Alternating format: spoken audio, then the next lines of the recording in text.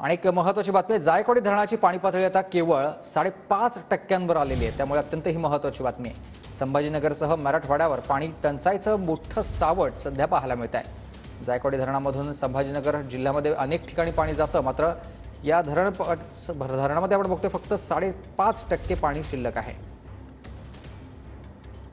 वाडा हा दुष्काळवाडा म्हणला तरी आता नवल वाटू नये, त्याचं कारणही तसंच आहे। मी आहे सध्या छत्रपती संभाजीनगरच्या पैठणमधल्या जायकवाडी या धरणावरती आणि हे धरणाचा हा परिसर आहे।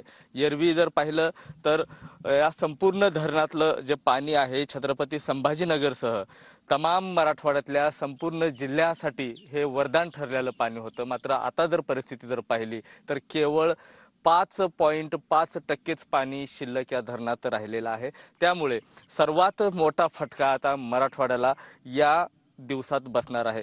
काही दिवसापूर्वीच मराठवाड्यामध्ये लोकसभेची रणधुमाळी संपलेली आणि त्यानंतर आता दुष्काळाकडे ही वाटचाल पाहायला मिळते। एकंदरीत जर पाहिलं तर अशा पद्धतीनं जिथं रिमार्क्स दाखवले जातात, जिथं पाणी पातळी मोजली जाते, अक्षरशः कोरडा ठाक धरण म्हणलं तरी आता वावगं वाटणार नाही।